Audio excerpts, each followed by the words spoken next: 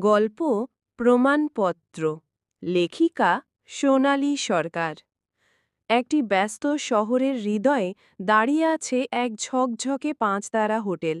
এর প্রতিটি দেয়াল জুড়ে জ্বলজ্বল করছে আলো।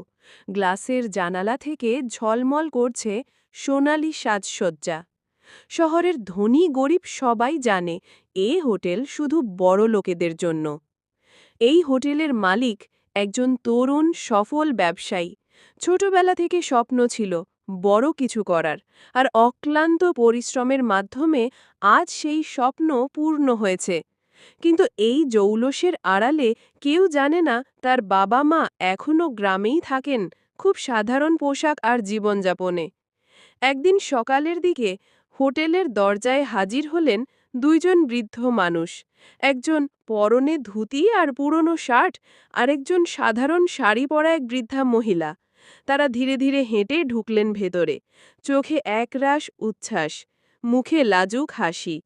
তারা রিসেপশনে গিয়ে শান্ত গলায় বললেন, রাহুল বাবাকে একটু ডেকে দেবে? রিসেপশনিস্ট জবাব দিল, কে রাহুল? আমরা কোনো রাহুলকে চিনি না। বৃদ্ধা এবার বললেন, রাহুল বাবাকে চেনো না?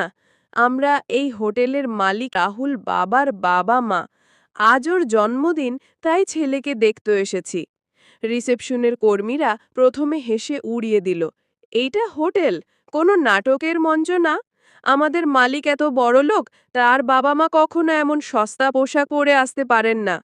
বৃদ্ধ বাবা একটু কুণ্ঠিত হয়ে বললেন, আমাদের ছেলেকে তাড়াতাড়ি ডেকে দাও, আমরা অনেক দূর থেকে এসেছি, খুবই ক্লান্ত, শুধু তাকে একবার দেখে আশীর্বাদ করে যেতে চাই। কিন্তু তাতে পরিস্থিতি আরও খারাপ হলো। ম্যানেজার রেগে চিৎকার করে বলল, মিথ্যে বলছো তোমরা, এখানে গরিব ভিখারিদের কোনো জায়গা নেই। তোমরা রাহুল স্যারের নাম ভাঙিয়ে ফ্রিতে দামি দামি খাবার খেতে চাইছো? এই সব ছল এখানে চলবে না। বৃদ্ধা এবার হাত জোর করে অনুরোধ করলেন, বাবা, তুমিও আমার ছেলের মতো। রাহুল বাবাকে আমার হাতের তৈরি কেক দিতে চাই।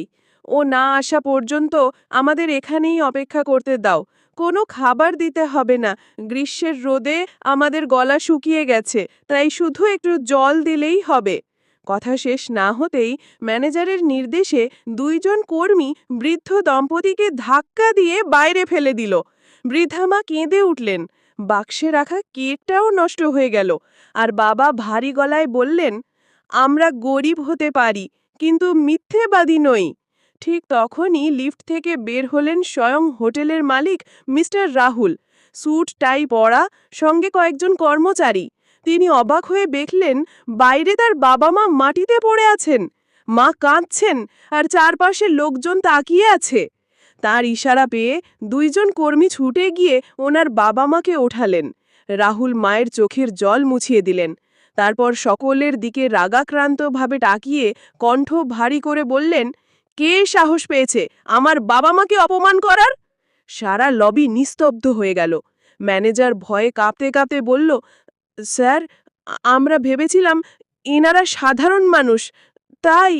তখনই ছেলের গর্জন শোনা গেল, হ্যাঁ, এরা সাধারণ মানুষ, আর সেই সাধারণ মানুষ বলেই আমি আজ অসাধারণ হতে পেরেছি। এরা আমার বাবা মা, আমার প্রথম শিক্ষক, আমার অনুপ্রেরণা, আমার শক্তি। রিসেপশনিস্ট জবাবে বললেন, আসলে স্যার, ওনারা বললেন আপনার বাবা মা, আমরা ভাবলাম ফ্রিতে খাবার জন্য হয়তো বলছেন। রাহুল ঘুরে দাঁড়িয়ে বললেন, মাতা পিতাকে নিজের পরিচয় দেওয়ার জন্য প্রমাণপত্র নিয়ে ঘুরতে হলে এমন ছেলে থাকার কোনো মানে হয় না। ওনার কথা শুনে হোটেলের ভেতরে উপস্থিত সবাই থম মেরে দাঁড়িয়ে গেল। এবার মালিক রাহুল স্যার বললেন, আজ থেকে আমার হোটেলে কেউ আর তার পোশাক, চেহারা বা অবস্থার জন্য অপমানিত হবে না। সবার জন্য দরজা খোলা থাকবে, কারণ সত্যিকারের সম্মান আসে বিনম্রতা থেকে, অহংকার থেকে নয়। বৃদ্ধ বাবার মায়ের চোখে জল ভিজে উঠল। বৃদ্ধা মা ছেলেকে জড়িয়ে ধরে বললেন, বাবা, তুই আমাদের গর্ব। তুই শুধু বড় ব্যবসায়ী নয়, একজন বড় মনের মানুষও।